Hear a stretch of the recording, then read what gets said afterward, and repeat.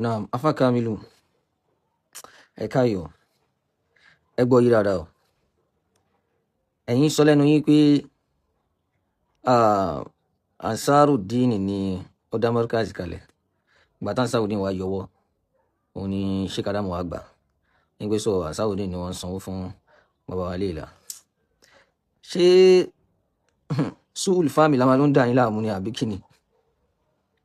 Sọ ẹ̀mọ̀ yàtọ̀ láàrin Musa'ada pé Ansarudeen ló Sa'ada, Ansarudeen ní Sa'ada Markaz níbi gbígbé bùkátà níná lílò.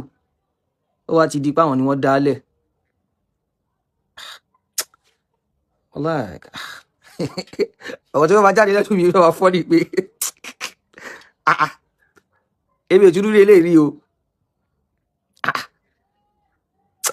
Ṣé gbogbo fídíò ẹ̀dẹ̀ ń play fídíò Sheikh Adam ẹ̀dẹ̀ ń ikọ́ tí ń ṣe lákàáyín o kò jù báyìí lọ ikọ́ tí ń ṣe lákàáyín kò sọ̀rọ̀ tó le jù báwọn náà lọ wallahi ikọ́ tí ń ṣe lákàáyín end of discussion.